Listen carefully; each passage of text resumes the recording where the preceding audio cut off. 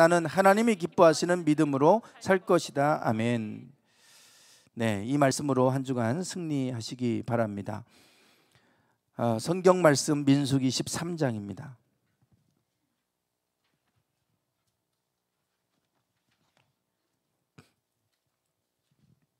민수기 13장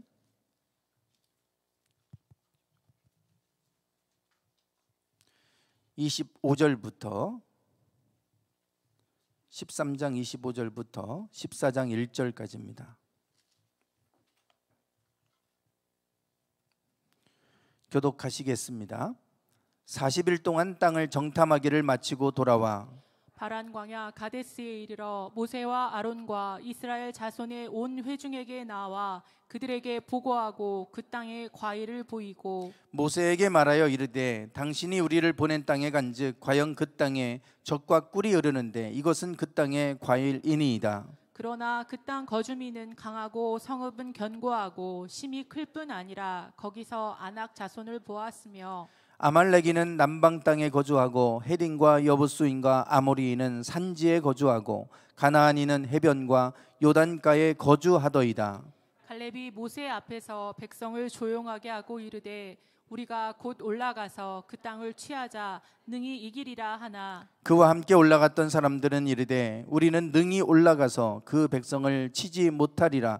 그들은 우리보다 강하니라 하고 이스라엘 자손 앞에서 그 정탐한 땅을 악평하여 이르되 우리가 두루 다니며 정탐한 땅은 그 거주민을 삼키는 땅이요 거기서 본 모든 백성은 신장이 장대한 자들이며 거기서 네피림 후손인 아낙 자손의 거인들을 보았나니 우리는 스스로 보기에도 메뚜기 같으니 그들이 보기에도 그와 같았을 것이니라. 온 회중이 소리를 높여 부르짖으며 백성이 밤새도록 통곡하였더라. 아멘. 에코 조금만 빼주실래요? 에코. 네. 지금 미국이 한파로 몸살을 앓고 있습니다. 미국 전역이 영하 18도 이하, 일부 지역 조금 빼고는 거의 미국 전체가 영하 20도 정도까지 지금 내려가 있다고 그러죠. 문제는 텍사스 지역이 지금 심각한 문제를 앓고 있습니다. 블랙아웃까지 됐다라고 말합니다. 텍사스는 참 더운 지역이죠. 더운 지역이고 한겨울에도 영상 10도권을 유지하는 그러한 곳입니다. 또 여름에는 너무 더운 곳이기도 하죠. 사막화된 지역이기도 하고 또 이런 곳인데 갑자기 영하 20도까지 내려갔으니 지금 이 텍사스가 전기와 수도가 다 끊겨서 재난 영화에서 볼 법한 일들이 지금 막 일어나고 있습니다. 마트는 이미 다 품절이 돼서 매진이 다 상품들이 동이 나가지고 그래서 팔 수가 없어서 지금 다 폐장된 상태고 그러니 자동차에 히터를 틀고 거기다 관을 연결해서 집으로 끌어들여서 이렇게 난방을 하기도 하고 또 아이들 나무 블럭 같은 거를 태워서 이렇게 불을 삼아서 또 난방을 하기도 하고 여러 가지 지금 생존하기 위해서 그렇게 몸부림치는 이런 모습을 통해서 볼 때 야, 이게 어떻게 영화 속에서 일어날 일들이 지금 현실에서 일어나는가 이런 생각을 하게 됩니다. 국가 비상상태를 선포하고 이렇게 미국이 지금 이 문제 때문에 전기가 공급되지 않아서 어려움을 겪고 있죠. 텍사스에 있는 우리 삼성전자 그 공장도 지금 전기가 공급되지 않아서 가동을 멈췄다고 지금 합니다. 그 정도로 지금 여러 가지 많은 피해가 있는 것으로 지금 이렇게 보도가 되고 있습니다. 더 아이러니한 것은 이곳이 에너지가 가장 많이 나오는 그런 그 지역이라고 하는 사실이죠. 풍력 발전이든 또 천연가스가 석유가 많이 나오고 천연가스가 많이 나와서 에너지에 아무 영향을 받지 않는 그런 곳인데 이번에 이렇게 한파가 오면서 천연가스 배관이 다 얼어붙었고 그러다 보니까 난방도 안 되고 전기도 끊어지고 터빈을 돌릴 수가 없어서 다 지금 모든 게 올스톱되어 있다라고 합니다. 풍력 발전도 마찬가지죠. 모든 게 지금 다 스톱이 되어져 있는 상태여서 지금 이와 같은 일들을 겪고 있는 것을 볼 수가 있습니다. 누가 이런 걸 생각했겠어요? 누가 이렇게 더운 지방에 영하 20도까지 한파가 올 거라고 누가 생각을 했겠습니까? 전혀 대비를 안 하고 있다가 이런 일을 겪고 나니까 지금 이제 이런 심각한 재난과 같은 일들이 일어나는 모습을 볼 수가 있습니다. 사실 미국뿐만이 아니고 지금 저렇게 저게 집에서 찍어서 올린 지금 사진인데요.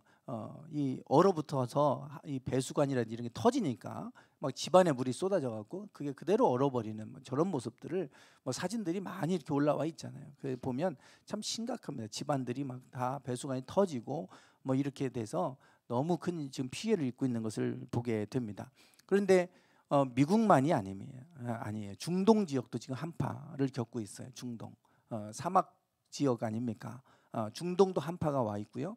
그리고 지중해 연안의 따뜻한 나라들, 유럽 그 주변에 있는 유럽 국가들도 지금 한파로 지금 몸살을 앓고 있고, 인도도 마찬가지죠. 인도도 그것 때문에 많은 사람들이 사상자가 나고 이제 이러지 않았습니까? 그래서 지구가 미쳤다, 이런 얘기가 들려요. 지구가 미쳤다. 지금 전방위적으로 지구가 지금 이렇게 엉망이 됐습니다. 엉망이 됐고 지구 온난화 때문이다, 이런 얘기를 하지 않습니까? 과학자들은 지구 온난화를 이미 오래전부터 경고했었어요. 그런데 우리가 지금 돌이킬 수가 없어서 지금 계속해서 이런 상태로 가는데, 임계점에 도달하게 되면 어느 순간에 이것이 이제 우리가 대처할 수 없는 상황으로 폭발적으로 이런 일들이 일어나겠죠. 이제 그래서 빨리 이런 일이 일어나기 전에 대처를 해야 된다고 경고하고 아무리 얘기해도 지금 이게 되지가 않아요. 참 돌이키기가 참 쉽지 않습니다. 그게 참 우리가 그 말로는 쉬운데 그게 실질적으로는 어렵죠. 잘 살던 사람이, 돈을 쓰던 사람이 안 쓰려면 어려운 것처럼 이게 쉬운 일이 아니잖아요. 지금 미국이 저렇게 이렇게 내려가 있고 이런데 지금 지구 전체적으로 지금 여러 가지 모든 기상 상황이 다 엉망이 됐습니다. 그래서 우리가 지구의 평균 온도가 1도만 올라가도 지금 이런 재앙 같은 일들이 일어나는데 1.5도까지 올라가면 더 이상 우리가 생존하기 어렵다. 그래서 1.5도 지구의 평균 온도가 1.5도 올라가지 못하도록 막아야 된다. 이거는 생사를 걸고 막아야 된다. 이런 운동들을 하고 있는데 쉽지가 않아요. 쉽지가 않고 지금 이제 계속해서 지구 온난화로 인해서 우리가 여러 가지 많은 지금 몸살을 앓고 그 대가를 치르고 있는 것을 볼 수가 있습니다. 이것을 통해서 우리가 다시 한번 깨닫게 되는 것은 지구가 계속해서 온도가 우리가 추웠다 더웠다 그러지만 평균 온도는 늘 유지되어 왔다는 거예요. 이 평균 온도, 이게 우연히 참 지구의 평균 온도가 우연히 맞는 것 같지만 사실은 그냥 우리는 아무 느낌 없이 살아가고 있지만 평균 온도가 늘 유지되도록 하나님이 그렇게 해놓으셨어요. 질서를 잡으셨죠. 그런데 이 평균 온도를 1도 1.5도 못 올라가게 그거 막는 것도 지금 우리가 못 하잖아요. 인간의 힘으로 그거 막을 수가 없고요. 인간이 조절 못 합니다. 하나님이 온 세상을 다스리는 것이죠. 근데 우리가 그거를 모르고 우리가 그것을 아무리 지킨다고 해서 지켜지는 거 아니잖아요. 이게 질서가 깨지고 나니까 이제 우리가 우리 힘으로 할 수 있는 지금 단계를 넘어설 수 있어요. 지금은 우리가 어떻게 해보자 그러지만 넘어서면 더 이상 할 수 있는 방법이 없겠죠. 지구의 평균 온도뿐만 아니라 지구의 생태계, 모든 것들이 다 마찬가지예요. 모든 생태계가 다 질서가 잡혀져서 이 균형을 이루도록 하나님이 다 이렇게 질서를 잡고 계시잖아요. 그래서 초식동물은 많이 태어나고 포식동물은 새끼를 또 많이 안 낳아요. 그래서 이게 균형에 맞게끔 다 하나님이 맞춰 놓으셨어요. 이게 참 얼마나 인간이 이렇게 이거를 개발한다고 하면서 생태계를 파괴해서 그렇지 그냥 놔두면 다 질서를 하나님이 이루어지도록 그렇게 해 놓으셨어요. 그런 거 보면 이게 우연히 이렇게 맞을 수 없잖아요. 우연히 맞을 수가 없는데 참 정확하게 하나님이 이 세상을 그동안 질서를 잡으시고 다스려 주셨다고 하는 것을 다시금 우리가 깨닫게 됩니다. 남자 여자의 성비가 보통 1대1이잖아요. 1대1입니다. 이 성비도 우리가 뭐 맞추려고 해서 맞출 수가 없잖아요. 아들이 태어나고 어디는 딸이 태어나고 어디는 아들만 있고 어디는 또 딸만 태어나고 이러는데 성비가 1대1이 맞습니다. 다 각각 지역마다 다 나라마다 다 다르게 이렇게 출생하는데도 출생 비율을 보면 1대1이에요. 그런데 이제 저 도표에 보면 성비 변화가 이제 나오잖아요. 왼쪽 저 점선 2015년에 저 기점으로 왼편에는 남자들이 조금 더 많았고요. 그리고 오른편에는 이제 남자들이 더 줄어들어요. 여성들이 더 많아집니다. 그래서 남자보다는 여자들이 이제 더 성비 변화가 2015년을 기점으로 해서 지금 더 많은 상태입니다. 그런데 저거를 보니까 출생 비율은 1대1 거의 똑같다는 거예요. 출생 비율은. 그런데 여자가 좀 더 오래 살아서 그래서 저게 이제 지금 더 남자들이 수보다 여자가 더 많은 것이라고 지금 그렇게 설명이 돼 있더라고요. 출생 비율은 1대1이 거의 맞아요. 지금도. 그런 거 보면 이걸 우리에게 어떻게 우연이라고 말할 수 있겠어요?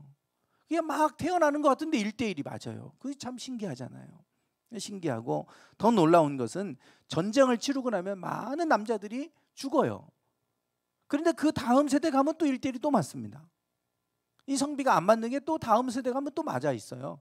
그러니까 남자들이 많이 죽어서 남자가 부족하면 남자가 또 많이 태어나가지고 그게 많이 맞는단 말이죠. 이게 어떻게 설명을 해야 됩니까? 그냥 우연이라고 말해야 됩니까? 지구의 평균 온도가 다 맞춰지듯이 생태계가 다 질서를 맞아가듯이 이거를 우리가 우연이라고 말할 수 없잖아요. 보이지 않는 손이 있어요. 성경은 하나님께서 온 우주 만물을 다스리신다. 성경은 그렇게 말씀합니다. 하나님께서 다스리신다는 거예요. 히브리서 1장 3절에 이렇게 말씀하고 있습니다. 같이 한번 읽어보실까요? 시작. 이는 하나님의 영광의 광채시요 그 본체의 형상이시라. 그의 능력의 말씀으로 만물을 붙드시며. 아멘. 하나님이 만물을 붙들고 계시다 그랬어요. 이 온 우주 만물을 질서를 잡고 계신 분은 하나님이세요. 질서를 잡는 것은 거기에 큰 힘이 들어가야 질서가 잡히는 거잖아요. 어마어마한 에너지가 있기 때문에 질서가 유지되는 거지 그냥 그 에너지가 없으면 질서가 다 붕괴됩니다. 무질서의 방향으로 가는 거예요. 그 질서를 유지하기 위해서는 큰 힘이 필요한데 하나님은 그것을 능력의 말씀으로 붙들고 계신다 그랬어요. 즉 이 말씀의 힘으로 붙드신다는 거예요. 하나님은 말씀, 태초에 말씀에 계셨다 그랬잖아요. 하나님은 말씀으로 존재하시고 말씀으로 온 우주 만물을 창조하셨고 온 우주 만물을 말씀으로 붙들고 계시다는 거예요. 우리가 참 이해하기 어렵죠. 하나님은 말씀이시라 이렇게 얘기하는데 말씀이 육신이 돼서 예수님이 이 땅에 오셨다고 그러잖아요. 요한복음은. 그 말씀을 우리가 이해하기 참 어렵잖아요. 그런데 하나님은 말씀으로 일하시고 말씀으로 존재하시고 항상 말씀으로 모든 것을 이루어 오셨는데 이 온 우주 만물도 붙드는 것이 능력의 말씀으로 이렇게 붙들고 계신다는 거예요. 그런데 우리가 하나님의 말씀을 버리면 결국은 이 말씀의 능력으로 온 우주 만물을 붙들고 있는데 우리가 말씀을 버리면 질서는 깨지는 거예요. 그게 성경에서 말해주는 것입니다. 그래서 우리가 이 마지막 때로 가면 갈수록 이제 요한계시록에 보면 온갖 재난들이 막 일어나잖아요. 뭐 3분의 1이 죽고 막 하는 그런 아주 재앙 같은 일들이 막 쏟아져 내리는데 그렇게 되는 이유는 마지막 때에 말씀을 잃어버리기 때문에 그래요. 결국은 이 온 우주 만물을 지탱하는 힘이 말씀에 있는데 말씀을 버리기 때문에 그런 겁니다. 지구 온난화 그러는데 그것은 과학자들이 하는 얘기고요. 보이지 않는 영적 세계 안에서 하나님이 우리에게 말씀하는 건 말씀을 버렸기 때문이다.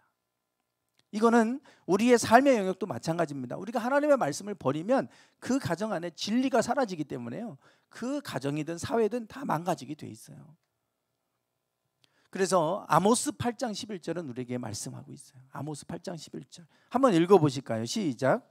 주 여호와께서 이르시되 보라 날이 이를지라 내가 기근을 땅에 보내리니 양식이 없어 주림이 아니며 물이 없어 가람이 아니요 여호와의 말씀을 듣지 못한 기갈이라. 아멘. 마지막 때가 되면 기갈의 때가 온다고 그랬어요. 그 기갈은 양식이 없어서 줄이는 그것도 아니고 물이 없어서 가라는 기갈도 아니다. 이 기갈은 하나님 여호와의 말씀을 듣지 못하는 기갈이라 그랬어요. 하나님의 말씀을 듣고 싶어도 들을 수 없는 기갈의 시대가 온다. 우리가 분명히 기억해야 돼요. 어제 미국이 지금 저 한파 때문에 저렇게 고생하고 힘들어하니까 형이 걱정이 돼서 제가 전화했어요. 형은 괜찮아 그랬더니 괜찮아, 여기는 원래 추운 지역이라 이미 추운 거에 지금 적응이 돼 있는 곳이고 거기는 다 이미 준비가 돼 있기 때문에 따뜻한 주가 갑자기 오니까 이제 문제가 생긴 거지, 우리는 괜찮다고 그래요. 그래 이제 형이 감리사니까 이제 교회들을 6월이, 거긴 연회가 6월이에요. 저희는 4월인데 연회 전까지 이제 각 교회 이제 담임자들을 파송을 해요. 파송을 해마다 그 교회에 우리는 뭐 담임 목사가 있고 그러면 특별한 문제가 없는 한 계속해서 담임 목사로 있잖아요. 미국은 그런 시스템이 아닙니다. 감독이 있고 감리사가 있어서 파송하는 파송제예요. 그래 이제 파송했는데 교인들의 반응이 별로 안 좋고 그 목사하고 뭔가 안 맞아요. 그러면 또 바꿔주는 거예요, 딴 데하고. 그래서 서로 파송하고 평가하고, 그게 감리사가 하는 일입니다. 그래서 성도들 만나서 인터뷰도 하고 다 설문조사도 해보고, 그래서 교회하고 담임 목사하고 맞지 않는다 그러면 또 그 목사를 더 맞는 교회를 또 이렇게 찾아서 보내주고 또 이렇게 해주고, 이런 일들을 해요. 그래서 지금 어떻게 그 다 끝났냐고 그랬더니 야, 너무 힘들어 죽겠다. 교회가 이제 어려워지니까 지방이 조정이 돼갖고 뭐 60개 되는 교회가 80개 넘게 돼 있어요. 80개 넘는 교회를 다 돌아다니면서 인터뷰하고 다 조사하고, 그리고 거기에 맞는 목회자를 또 보내야 되고, 이 일을 해마다 하는 거예요, 해마다. 근데 그 교회들이 풀타임 사역자, 풀타임 교회가 있는데 여기는 이제 온전히 그 목사님의 의료비라든지 모든 걸 다 감당해 줄 수 있는 교회가 풀타임 교회예요. 근데 그 풀타임 교회가 한 80개 중에 10몇 개밖에 안 된다는 거예요. 나머지는 그걸 다 이제 지원을 못 해주는 교회들인 거예요. 파트타임 정도 되는 교회들은 목사 한 사람이 교회 2개를 맡아야 이제 생활비를 받을 수 있는 거죠. 어떤 목사님은 4개까지 맡고 그런데요. 야, 그런 얘기를 들으면서 풀타임 이제 사역자는 파송을 끝냈고 이제 파트타임을 해야 되는데, 보내야 되는데 목회자가 턱없이 부족하다는 거예요. 그래서 어떤 교회는 목사가 없이 그냥 평신도 중에 한 사람을 훈련시켜서 그냥 목사처럼 세우는 교회들이 많다는 겁니다. 그래서 그 정회원 목사가 부족하기 때문에, 턱없이 부족하기 때문에 평신도를 훈련시켜 갖고 평신도가 담임 목사 역할을 하도록, 목사는 아니지만 그렇게 이제 세워서 교회를 이끌어 가도록 하는 거예요. 그 정도로 지금 목회자들이 부족하다 이거예요. 그런데 이게 남의 나라 얘기가 아니고 우리나라도 그럴 것 같아요. 지금 3개 신학교가 다 미달입니다. 지원을 안 해요, 신학교에. 지원을 안 해요. 지금 이게 몇 년 됐습니다. 지금 아이들도 많이 떨어져서 다 지방대도 다 미달 사태가 나고 하지만 신학교는 더더욱 심각해요. 올려고를 안 해요. 그러니까 지금은 목회자들이 많고 그런데 이제 지나면 이 세대가 이렇게 한번 넘어가면 목회자가 없어서 평신도 지도자가 세워져야 되는, 한국도 그런 때가 올 수 있겠다, 이런 얘기들도 어제 했거든요. 이런 상황이다 보니 체계적으로 신학 공부를 하고 체계적으로 이것을 계속해서 또 신학 서적을 읽고 이렇게 하면서 해야 되는데 자기 일을 하면서 어떻게 그런 일을 하겠습니까? 그러니 우리가 갈수록 말씀을 듣고 싶어도 들을 수 없는 기갈의 시대로 갈 수밖에 없고요. 더 큰 문제는 중국처럼 이렇게 다 이런 걸 예배를 폐쇄하고 뭐 이러면 듣고 싶어도 못 듣는 거예요. 그래서 제가 중국에 이렇게 1년에 한 번씩 가서 강의하러, 말씀을 전하러 가면 중국에서 막 3일씩 기차 타고 와가지고 말씀 듣고 가려고 그렇게 몸부림치는 모습을 봐요.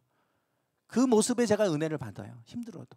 그래서 또 가고 했던 건데, 마지막 때로 가면 말씀을 듣고 싶어도 들을 수 없는 기갈의 때가 올 것이다, 그렇게 말씀하고 있어요. 그러니까 말씀을 듣지도 못하고 말씀이 사라지는 시대가 되니 세상이 무질서해질 수밖에 없는 겁니다. 하나님의 말씀, 능력의 말씀으로 붙들고 계신데, 그런데 말씀을 버리니 뭐 세상이 어떻게 되겠어요? 그래서 완전히 혼돈 속으로 빠져들고 마지막 재앙의 때로 가는 이유가 말씀을 버리기 때문에 그렇다고 성경은 말씀을 하고 있습니다. 엊그제 그 서울시장 후보 지금 뭐 서울시장 뭐 부산시장 계속 후보들 그 뭐 단일화 한다고 토론도 하고 그러잖아요. 안철수 씨하고 금태섭 씨가 이제 뭐 단일화를 위해서 토론을 하고 하던데 거기서 뭐 그 여러 가지가 있었겠지만 그런 기사화된 거는 성소수자들 퀴어 축제에 관한 것이 기사화된 걸 봤어요. 여러분 보셨을 거예요. 계속해서 이게 문제가 되잖아요. 성소수자들이 서울역 광장에서 퀴어 축제를 할 수 있게 해달라. 이거는 자꾸 요구하잖아요. 그거에 대해서 어떻게 생각하냐 금태섭 씨가 이제 물으니까 안철수 씨가 여기에 대해서 그 사람들을 차별하는 건 아니지만 그들의 권리도 중요하지만 그 모든 대중들이 많은 일반 사람들이 볼 수 있는 광장에서 오픈돼서 그런 행사를 치르면 대부분의 사람들은 원치 않아도 그걸 보게 되지 않냐. 보지 않을 사람의 권리도 존중해 줘야 된다. 그런 얘기를 했어요. 당연하죠. 왜 성소수자의 권리만 중요하고 그분들이 어디 공간을 빌려서 자기들끼리 모여서 하는 걸 누가 뭐라고 하겠어요. 근데 광장에서 다 보는 데서 그렇게 하면 그게 좋은 모습도 아닌데 그런데 그거를 모든 대중들이 다 볼 수 있는 시민들이 볼 수 있는 그 광장에서 그렇게 오픈되게 행사를 치르면 그걸 보기 원하지 않는 사람은 지나가다도 보게 될 텐데 그 사람들의 권리도 중요하지 않냐.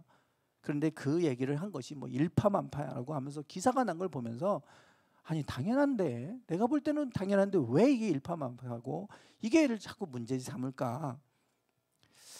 참 그런 거를 보면서 참 어떤 게 옳고 그른지 이게 모든 게 뒤죽박죽 돼버리는 세상이다. 그래서 지금 우리의 세계가 가치관도 지금 뒤죽박죽이 돼버렸고요. 모든 시스템도 다 뒤죽박죽이 되고 이 자연 세계 질서도 다 뒤죽박죽이 되고 모든 게 엉망이 되는 이런 세상을 우리가 살고 있다 보니 참 혼돈스러워요. 모든 것들이 질서들이 깨져가고 있는데 이 모든 질서를 다스리는 게 하나님이시고 말씀으로 다스리신다. 말씀을 버리면 결국 다 무질서 혼돈으로 빠져갈 수밖에 없음을 성경은 말해주고 있습니다. 오늘 우리가 하나님이 온 우주 만물을 다스리신다. 그래서 일을 행하시고 그것을 만들고 성취하시는 여호와. 이것이 이번 달 우리가 나눈 주제 아닙니까? 이 모든 온 우주 만물을 다스리시는 분이 하나님이라는 것을 우리는 믿음으로 믿고 그 믿음으로 살아가고 있잖아요. 이게 뭐 우연이 되는 거 아니잖아요. 그냥 일반 사람들 하나님을 모르는 사람들은 우연이라고 말하죠. 우리는 우연이 아니잖아요. 우연 속에 담긴 하나님의 손길이 있잖아요. 왜 이런 일이 일어날까? 하나님이 뭔가 하시는구나.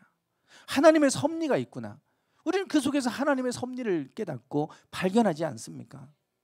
하나님이 온 우주 만물을 다스리시는 분이라면 그분이 일을 행하시는 분이라면 언제 우리의 삶 가운데 일하시는가? 우리가 지난주에 나눈 말씀이 믿게 하려 함이라. 모세를 시내산에서 떨기나무에서 만나셔서 그리고 너는 가서 바로에게 가서 이스라엘 백성을 이끌어내라. 이렇게 이제 가서 이제 보내시는데 모세가 염려했던 것은 이거였잖아요. 4장 1절에서 그러나 그들이 나를 믿지 아니하며 내 말을 듣지 아니하고 이르기를 여호와께서 내게 나타나지 아니하셨다 하리이다.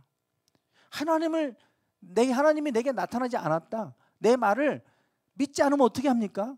그래? 그러면 내가 그들이 믿도록 내가 너에게 이적을 표정을 보여줄게. 그리고 지팡이를 던져봐. 뱀이 되게 하셨잖아요. 이거를 통해서 그들이 너를 믿게 될 거다. 내가 너에게 나타났다고 한 걸 믿게 될 거다. 이것도 믿지 않으면 내 손을 품에 넣어봐라. 넣었다가 빼니까 문둥병 손이 되잖아요. 그리고 다시 넣으니까 정상 손이 되고 그러면 이 두 번째 표적으로는 그들이 믿을 것이다. 그것도 믿지 않으면 나일강 물을 좀 떠다가 땅에 부어라. 그러면 피가 될 거다. 이것으로 그들이 믿게 될 것이다. 하나님이 지금 기적을 자꾸 보여주시는 이유는 뭐냐면 믿음을 갖게 하려고 하는 거예요. 왜냐하면 하나님은 믿음을 통해 일하시기 때문에. 하나님을 믿는 자를 통해서 그 믿음을 보시고 하나님 일하시잖아요. 그래서 하나님은 우리 가운데 일하시는데 믿음을 통해서 일하세요. 우리에게 가장 중요한 것은 믿음입니다. 믿음. 어떤 일이 있어도 오늘 우리는 이 믿음을 가져야 되고 이 믿음으로 살아야 돼요. 우리가 다른 게 뭡니까? 그냥 와서 교회 와서 이 시간 예배드리러 가는 것으로 우리가 구별되지 않아요. 예배를 통해서 구별되지만 일상적인 삶 속에서 우리가 달라야 되는 게 있다면 믿음의 사고예요. 믿음의. 우리는 남들처럼 똑같은 생각을 하고 살아가는 게 아니라 믿음으로 생각하는 그러한 방식으로 살아야 될 거 아니겠습니까? 오늘 본문 말씀은 우리가 어떻게 믿음으로 살아야 되는지, 어떻게 믿음의 사고를 해야 되는 건지를 보여줍니다. 12명의 정탐꾼 이야기예요. 이스라엘 백성들이 홍해를 건너고 그리고 수르 광야, 신 광야, 바람 광야를 거쳐서 시내 광야에 도착했어요. 그 시내 광야에서 1년 정도를 머물렀습니다. 거기서 성막을 만들고 십계명을 받았어요. 이제 가나안 땅에 가면 돼요. 그래서 출발해가지고 하나님이 출발하라고 해서 갔습니다. 이제 바람 광야에서 아까가 바람 광야가 아니고 르비딘 광야죠. 예, 바람 광야에 와가지고 거기에서 정탐꾼을 보낸 거예요. 12지파의 지도자 한 명씩 지도자를 뽑아가지고 12명을 정탐을 40일 동안 정탐하고 오도록 했어요. 그리고 그들이 정탐한 내용을 보고를 받았습니다. 보고를 받았는데 그 12명 중에 10명은 이렇게 보고한 거예요. 그들이 정탐한 땅을 악평합니다. 물론 악평하기 전에 그들이 그 땅에서 난 과일들을 어깨에 메고 왔어요. 그게 얼마나 큰지 제가 예전에 한번 사진으로 보여드린 적이 있잖아요. 포도송이가 우리처럼 이만한 게 아니고 뭐 사람만큼 커서 어깨에 메고 오는 걸 제가 보여드렸잖아요. 그런 것들이 거기서 나는 이러한 것을 갖고 오면서 정말로 그 땅은 젖과 꿀이 흐르는 땅이다. 그러면서 하는 얘기 저거예요. 정탐한 땅을 악평하면서 이렇게 말합니다. 우리가 두루 다니며 정탐한 땅은 거주민을 삼키는 땅이다. 거기서 본 모든 백성은 신장이 장대한 자들이다. 얼마나 신장이 키가 큰지 그들은 거주민을 삼키는 땅이다. 그리고 네피림 후손 아낙 자손 거인족을 봤는데 그들 보기에도 우리는 메뚜기 같다. 우리가 봐도 그런데 그들 보기에도 아마 그와 같았을 것이다. 얼마나 큰지 우리가 메뚜기처럼 보일 정도로 큰 거인족이 살고 있다. 이 보고를 합니다. 이 보고를 들은 백성들은 소리를 높여서 부르짖고 밤새도록 통곡했다 그랬어요. 심지어는 그들이 우리가 지도자를 세우고 모세와 아론 말고 지도자 세우고 다시 애굽으로 돌아가자. 그리고 애굽 사람을 차라리 섬기자. 그게 낫겠다. 여기서 죽느니. 이러는 거예요. 그들이 잘못된 보고한 거 아닙니다. 없는 얘기한 거 아니에요. 본 그대로 보고했습니다. 실제로 거인족들이 거기 살고 있었죠. 성경은 계속해서 그 거인족과 싸우는 여호수아서에도 거인족과 싸우는 내용이 나오고요. 실제로 제가 사진도 한번 보여드렸잖아요. 얼마나 큰지. 그 거인족들 보기에 메뚜기 같다는 게 맞는 거예요. 사실을 그대로 본 그대로 얘기한 것밖에 없어요. 이 사람들은. 그런데 하나님은 결국은 그들이 원망하고 불평하면서 가나안 땅에 들어가지 않으려고 하니까 하나님이 결국은 저 10명을 그 자리에서 죽이셨어요. 뭘 잘못했습니까? 하나님이 그동안 온갖 기적을 다 보여주면서 하신 이유는 하나님에 대한 믿음을 갖게 하려고 하신 거였잖아요. 지금까지 본인들이 홍해 갈랐습니까? 지금까지 그들이 광야에서 살아오면서 자기들이 땅을 파서 물을 냈습니까? 아니면 그들이 만나를 얻기 위해서 뭘 심었습니까? 하나님이 다 내려주셨고 반석을 쪼개서 물 나게 하셨고 홍해를 갈라주셨고 날아가는 메추라기를 떨어뜨려서 하나님이 고기도 주셨고 다 하나님이 하셨잖아요. 그런데 눈에 보이는 것 우리는 못 이긴다는 거예요. 저렇게 큰 사람들과 싸워서 우리는 못 이긴다. 언제 본인들이 자기 힘으로 싸워서 이기라고 하나님 그러셨습니까? 내가 가서 싸워줄 것이고 내가 너희를 함께 할 것이니 너희는 가라고 하시잖아요. 그런데 이 사람들은 또 여전히 원망하고 불평하고 불신앙 가지고 우리는 못 싸운다. 안 간다. 죽느니 차라리 애굽 땅으로 돌아가자 이러는 거예요. 10명이 했던 것은 이성적 사고를 한 겁니다. 눈에 보이는 대로 판단하고 사는 거예요. 그냥 어려운 일이 오면 그냥 그 어려운 일 때문에 걱정하고 누구나 다 어려운 일이 오지요. 어려운 일 없는 사람이 누가 있어요.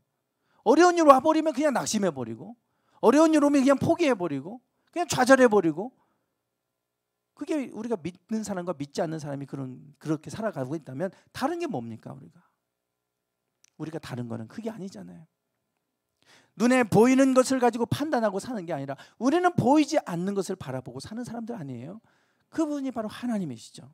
하나님은 눈에 보이지 않아도 일하고 계시고 그 하나님을 믿기 때문에 우리는 믿음으로 눈을 열어서 아무리 홍해가 앞을 가로막고 있어도 하나님을 바라보면 그 속에서 길을 내시는 하나님, 광야에 물을 내시는 하나님, 그런 하나님을 우리가 바라보고 있게 살아가는 것이 믿음으로 사는 것 아니겠습니까?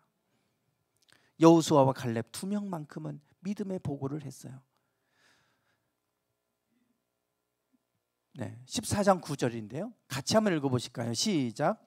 다만 여호와를 거역하지는 말라. 또 그 땅 백성을 두려워하지 말라. 그들은 우리의 먹이라. 그들의 보호자는 그들에게서 떠났고 여호와는 우리와 함께 하시느니라. 그들을 두려워하지 말라. 아멘.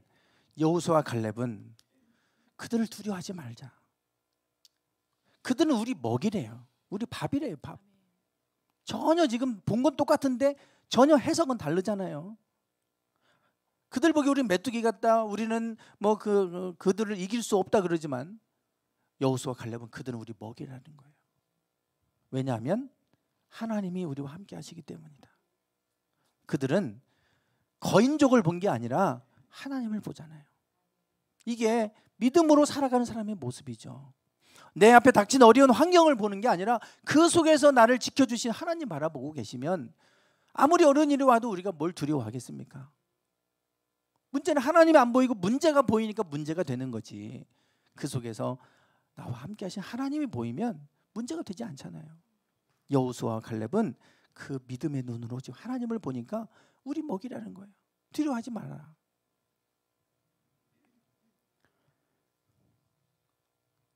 이스라엘 백성은 저 여호수아 갈렙의 얘기를 듣지 않았어요. 10명의 정탐꾼의 얘기를 들었어요. 결국 그것 때문에 그들은 40년 광야를 떠돌다가 광야에서 죽고 가나안 땅에 못 들어갔습니다. 참 비극적이고 슬픈 이야기예요. 여러분들이 평생 광야에서 살다가 죽는다고 생각해 보세요. 어느 누가 그러고 싶겠어요? 하나님은 적과 꿀이 흐르는 가나안 땅으로 인도하기를 원하시는데 가나안 땅에 들어가려면 하나님이 인도하심을 삶을 살기 원하신다면 오늘 우리는 믿음의 사고를 해야 될 줄 믿습니다. 어떤 상황이 와도 하나님을 의지하시고 하나님을 바라보시고 그렇게 사는 거잖아요. 지난 금요일 오후에 우리 지방에 한 목사님이 전화를 주셨어요. 강 목사 시간이 있어? 그럼 잠깐 만나자. 그래서 저녁 식사 같이 하고 커피숍에 잠깐 얘기 좀 하고 이렇게 하고 만나고 왔어요. 이제 만나서 이런저런 얘기를 이제 하는데 목사님이 그 얘기하세요. 뭐 자녀들에 관한 얘기도 하시고 뭐 이런 얘기 하시면서 셋째가 다 보니까 자녀들이 잘 됐어요. 어려운데도 다 잘 됐어요. 셋째는 지금 한양대 연극영화과를 다녀요. 지금 이제 1학년 마쳤어요. 1학년 마쳤는데 한양대 연극영화과 들어가기 어렵죠. 그 100명이래요. 100명 정원이. 그런데 95명은 서울 수도권 애들이고 지방에서 올라온 애들은 5명밖에 안 된대요. 그러니까 참 지방에서 공부하는 학생들이 이게 들어가기가 어려운 거예요. 인서울 하기가. 5명이래요. 그런데 이제 매 주마다 이 아이가 이제 아빠 교회로 예배 드리러 오는 거예요.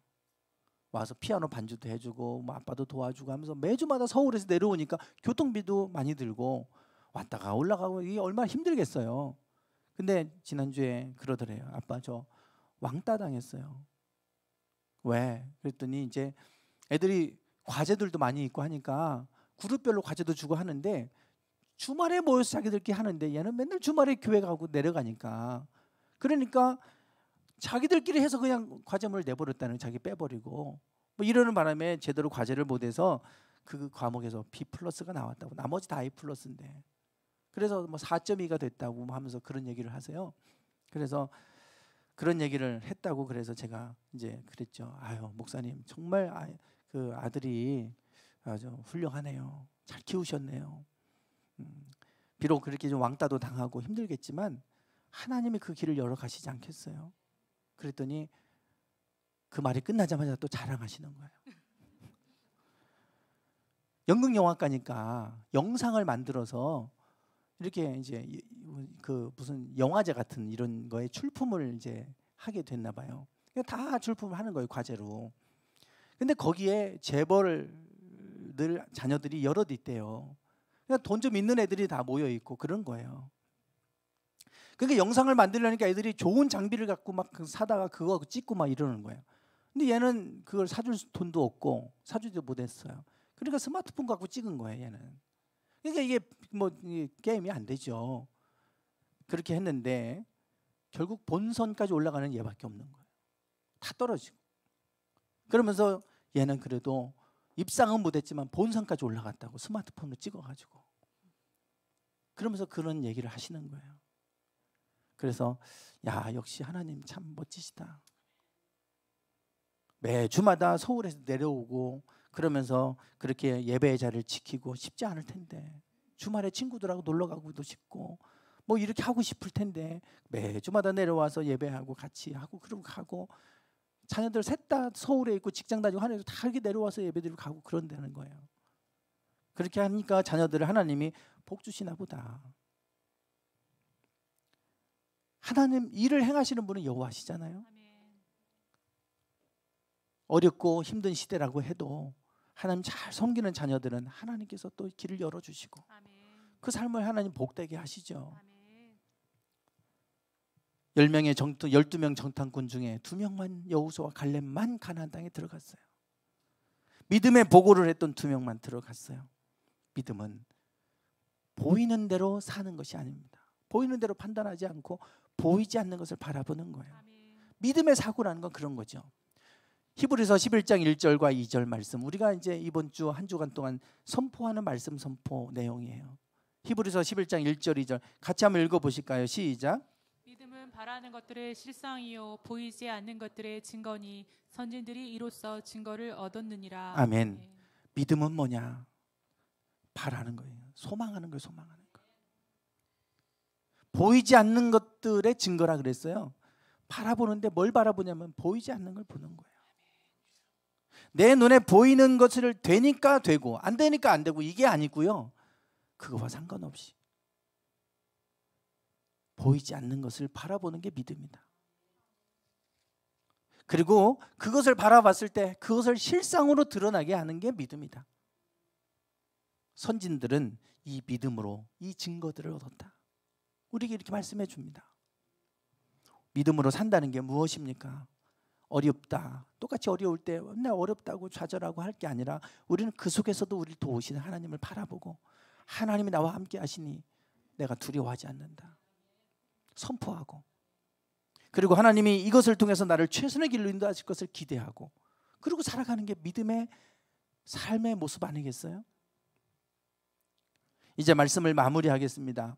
우리 만화영화 제작자 월트 디즈니 뭐 잘 아실 거예요. 이분이 로스앤젤레스에 디즈니랜드를 만들었어요. 그러나 그것으로 만족해하지 않았습니다. 전 세계 어린이들에게 꿈을 심어주겠다. 그리고 플로리다에 디즈니 월드를 만들었어요.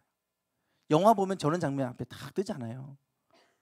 그냥 저는 그게 이제 디즈니죠 뭐 영화사에 그냥 뭐 이렇게 로고나 뭐 이런 것쯤 되나 보다 했는데 실제 저렇게 만들어 놨어요. 실제로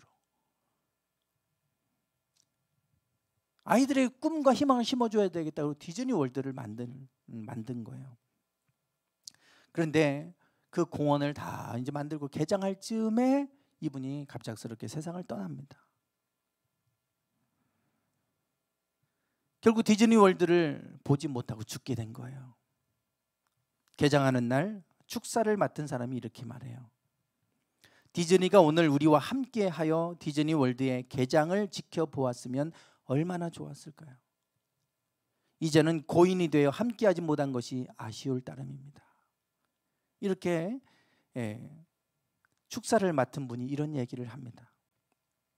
그런데 디즈니의 절친한 친구가 또 이렇게 얘기를 하죠. 디즈니가 이것을 보았다면 얼마나 좋았을까요? 라는 말은 틀린 말입니다. 디즈니가 이곳을 미리 보았기에 우리가 이곳에 있는 것입니다. 이걸 미리 봤기 때문에 이게 있는 거지. 그러니 디즈니는 이걸 못 보고 죽었다고 말하는 건 틀렸다. 이미 보고 있었다 이거예요. 믿음은 그런 거 아니겠어요? 믿음. 1 더하기 1은 뭡니까? 갑자기 신중해지시네요. 2잖아요. 2. 네, 1 더하기 1은 2잖아요. 수학 다 까먹으셨나요? 네, 이거는 이성적 사고예요. 이성적 사고. 우리가 누구나 다 하는 사고예요. 1 더하기 1은 2지. 그러나 1 더하기 1은 무한대가 될 수 있어요. 이게 우리가 믿음의 사고입니다. 1이 나고 또 다른 1이 하나님이라면, 하나님이 우리와 함께 하시면 무한대죠. 무한대. 이게 왜 2입니까? 내가 할 수 있는 거고 사람이 할 수 있는 것도 합하면 뭐 시너지가 온다고 해도 2에서 뭐 3, 4, 5 이렇게 올라갈 수는 있지만 무한대가 가기는 어렵잖아요. 그러나 하나님이 우리와 함께 하시면 무한대죠.